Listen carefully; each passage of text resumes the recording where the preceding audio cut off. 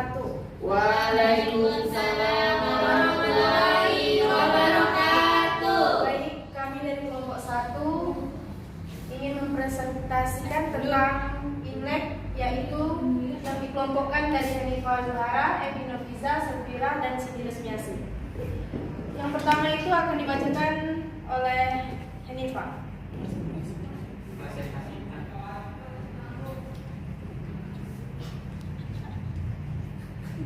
Ini adalah contoh gambar dari Hari Raya Imlek, atau bahasa Mandarinnya adalah Chongguo Jinye.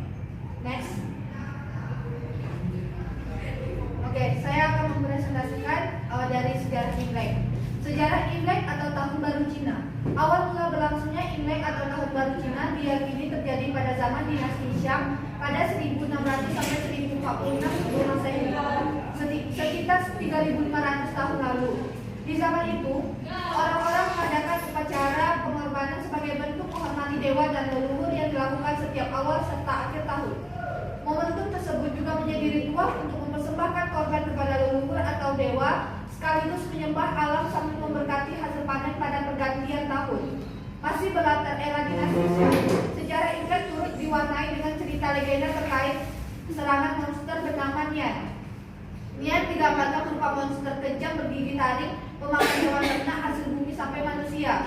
Sosok Nian juga dianggap seperti monster tahunan yang selalu menyerang kehidupan manusia setiap malam tahun baru. Next. Salah satu cara untuk mencegah serangan Nian yang menghancurkan harta benda warga rela menghidangkan beberapa makanan di setiap atau petasan dan hal berwarna merah.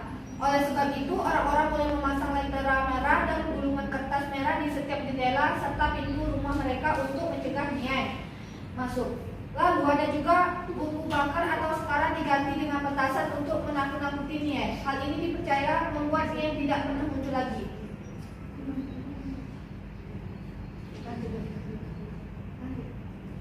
Era dinasti Han sampai sekarang, melanjut ke era dinasti Han pada 2002 sebelum Masehi sampai 220 Masehi.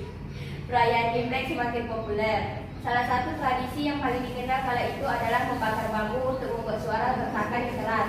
Di tahun ini juga, dinasti Han menetapkan tanggal tahun baru Cina atau festival musim semi berdasarkan kalender lunar Tiongkok. Rangkaian festival Imlek mulai bervariasi, khususnya ketika memasuki era dinasti Wei dan Jin 220 sampai 420. Ritualnya tidak hanya upacara pengorbanan pada leluhur, melainkan ada kegiatan membersihkan rumah, makan bersama, sampai acara hiburan. Kegiatan tahun baru Imlek justru semakin meriah pada era dinasti Tang hingga Qing karena kemakmuran ekonomi.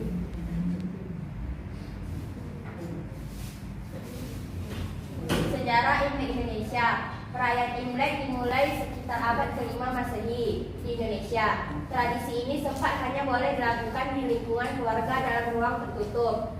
Perayaan Imlek atau Tahun Baru Cina tahun ini jatuh pada 1 Februari. Imlek sendiri merupakan penanggalan lunar yang ditetapkan pada masa dinasti Han di Cina. Sistem kalender ini mengawali tahun di musim semi yang dinilai cocok untuk masyarakat agraris Cina. Tradisi Imlek dimulai sekitar abad ke-5 Masehi. Di Indonesia, tradisi ini baru bisa kembali dirayakan secara umum setelah jatuhnya rezim Orde Baru.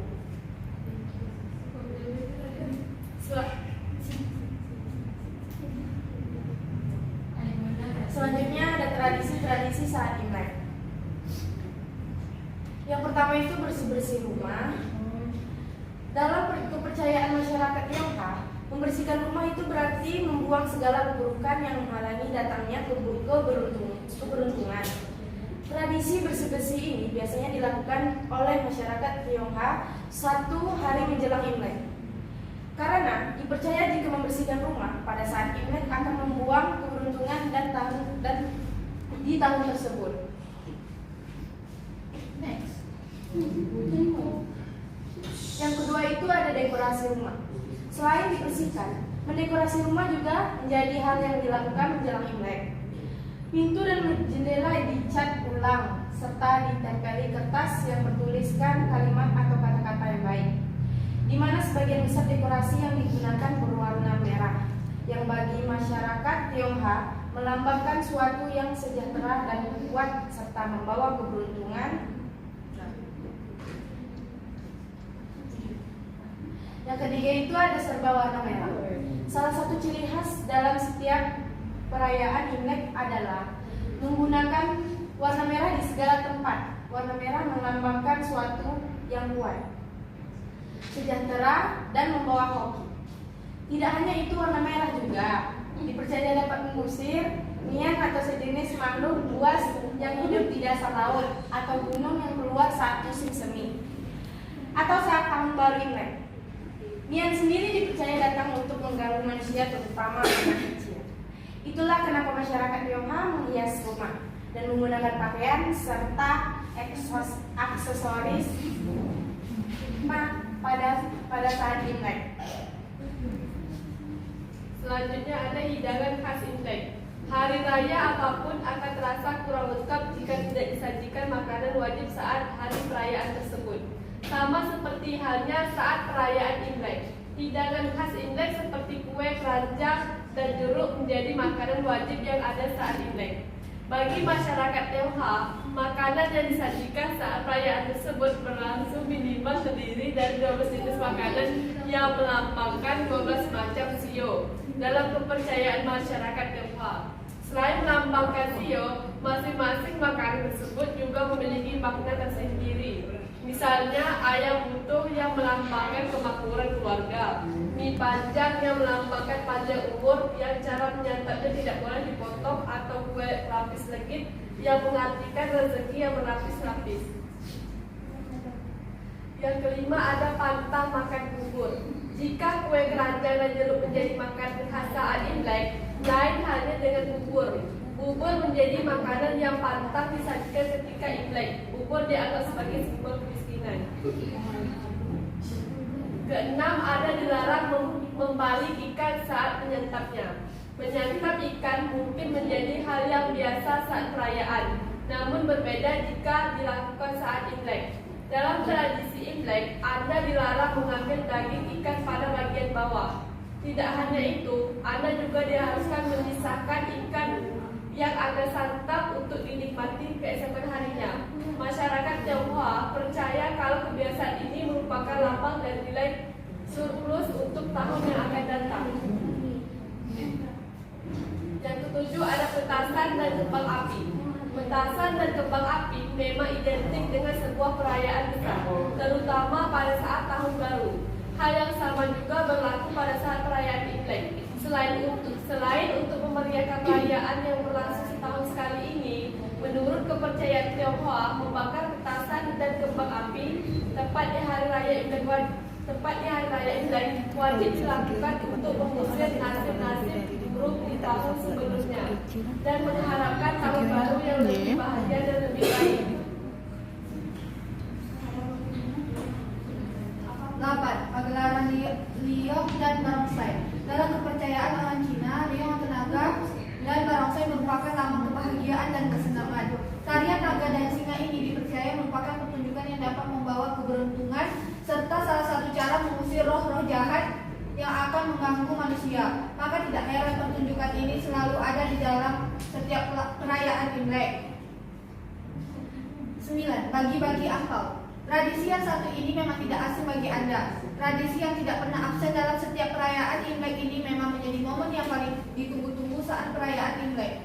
Tradisi bagi-bagi angpau ini merupakan tradisi di mana masyarakat Tionghoa yang sudah berkeluarga memberikan rezeki kepada anak-anak dan orang tuanya.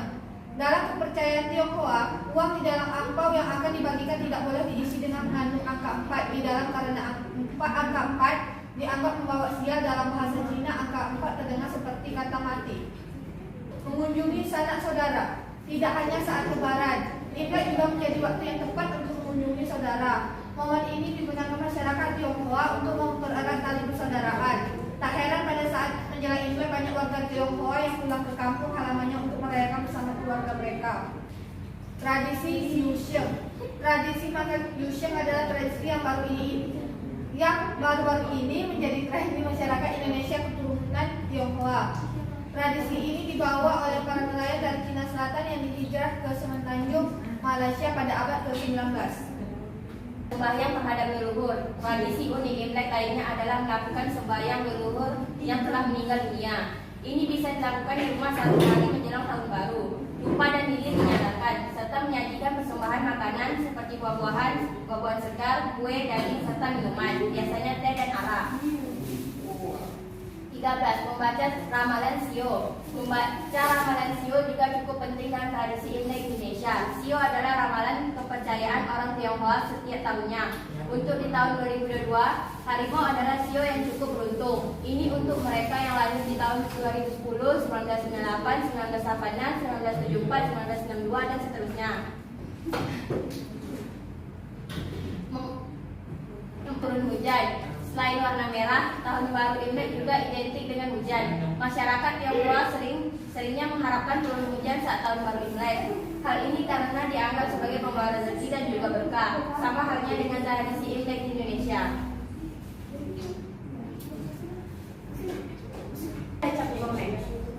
Perayaan Imlek akan berlanjut hingga kepercayaan Cap Gome yang dilaksanakan 15 hari setelah hari pertama Imlek,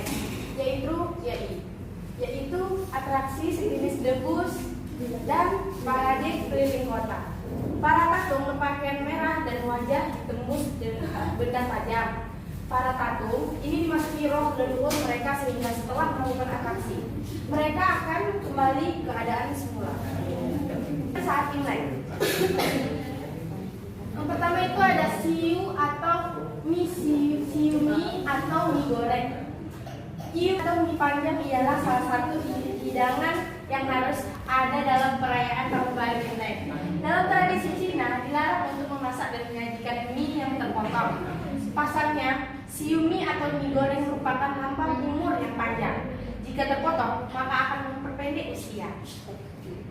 Itu ada kue keranjang. Kurang lengkap rasanya jika merayakan Imlek tanpa kue keranjang. Kue yang teksturnya mirip dengan dodol ini memiliki makna yang cukup dalam, yakni melambangkan harapan keluarga supaya dapat bersatu dan hidup rukun. Kue keranjang biasanya disusun bertumpuk.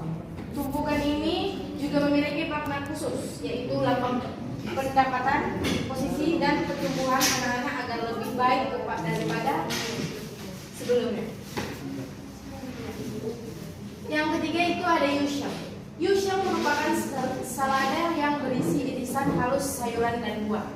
Ada juga menambahkan ikan salmon maupun ikan tuna di atas yusheng. Ini memiliki makna keberuntungan bagi yang mempercayainya. Saat menikmati yusheng, setiap anggota keluarga harus mengangkat yusheng setinggi mungkin. Semakin tinggi seseorang mengangkatnya, makin besar pula kemungkinan harapan mereka terkabul. Bebek atau ayam. Dalam perayaan Imlek, bebek atau ayam biasanya dimasak dan disajikan secara utuh tanpa dipotong-potong. Hidangan ini melambangkan kesetiaan dan ketaatan.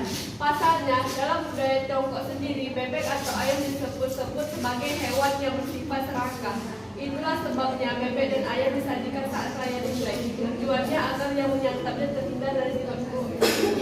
Kelima, ada sup 8 bentuk. Disebut sup 8 bentuk karena makanan khas Imlek ini memang terbuat menggunakan 8 bahan dasar.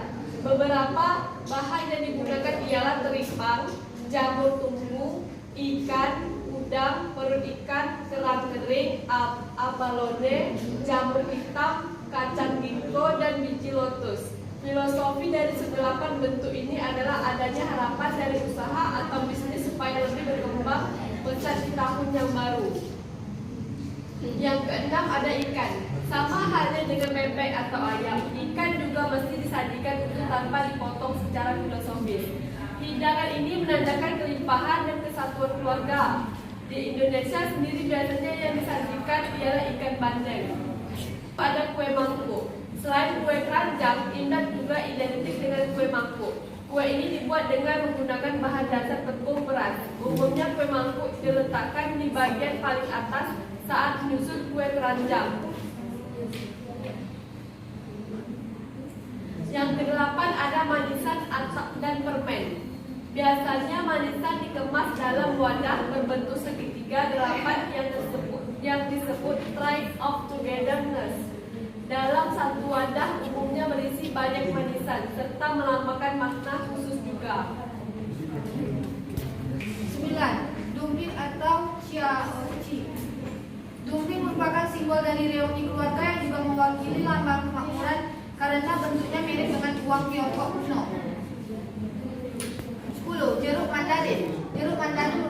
salah satu buah yang identik dengan perayaan Imlek. Konon jeruk ini melambangkan kemakmuran rezeki yang selalu bertumbuh. Ada pula yang menyebut bahwa jeruk mandarin merupakan simbol kehidupan dan kesejahteraan. Lumpia atau spring roll.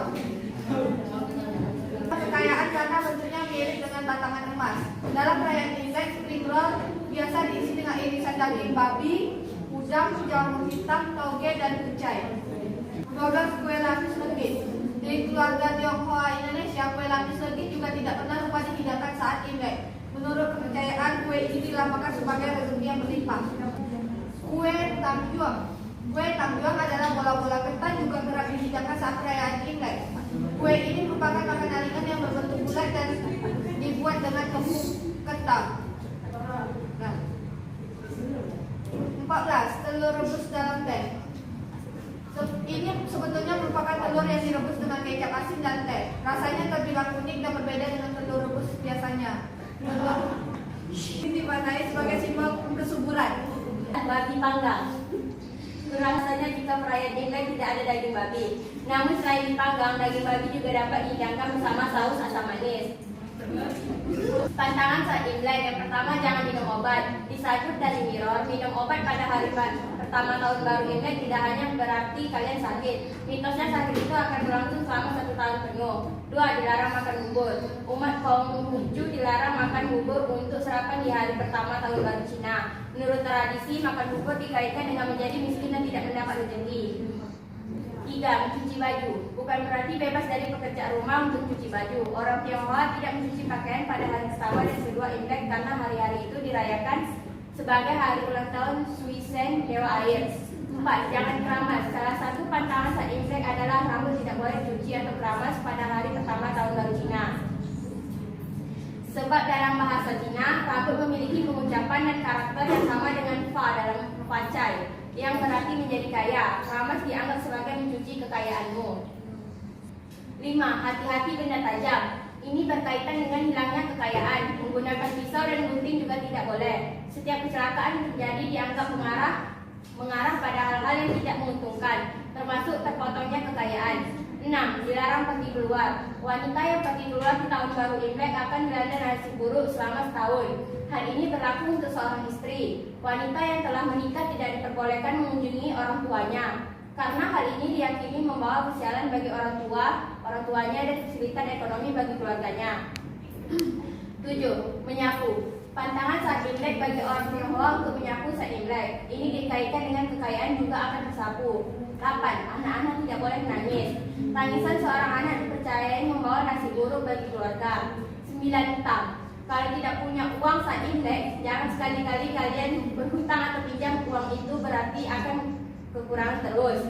Cobalah membayar semua utang pada malam Imlek. Namun bagi orang yang memberi utang dianjurkan untuk mengikhlaskan. Ini dipercaya mendatangkan keberuntungan sepanjang tahun. Tempat penyimpanan nasi jangan kosong. Wadah penyimpanan makanan yang kosong dianggap sebagai petanda buruk selama periode tahun baru Cina.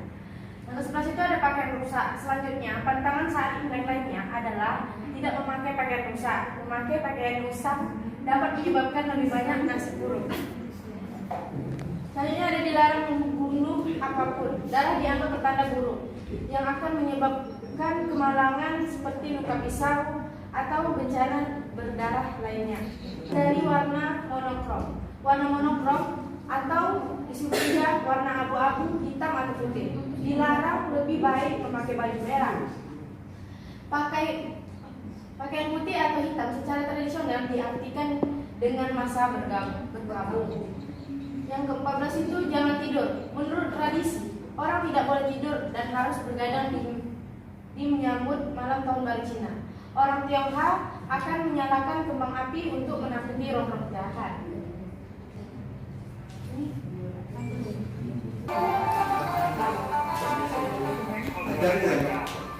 Kita di tengah keramaian sekarang.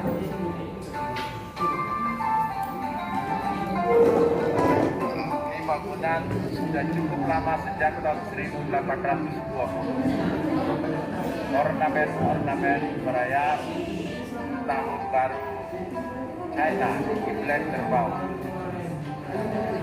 Jumat 12 Februari 2021 tahun baru China. Imlek, banyak warga Beijing mendatangi Danau Bohai untuk melihat keramaian di sini. Ramai dikunjungi warga Beijing. Temperatur hari ini juga 13 derajat, jadi cukup hangat dibandingkan beberapa waktu yang lalu. Ada juga turis-turis.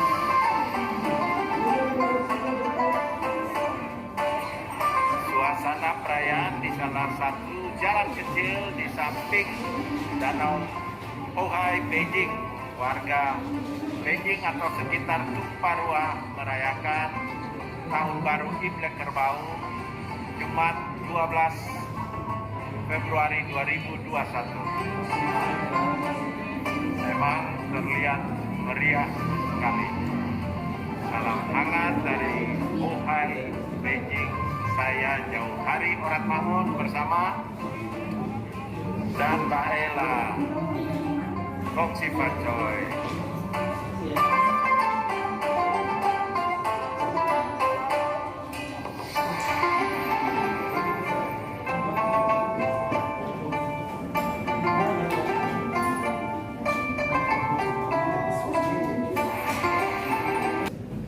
Sekian presentasi dari kelompok kami. Apabila ada kesalahan mohon dimaafkan. Wabillahi taufiq wal hidayah. Wassalamualaikum warahmatullahi wabarakatuh.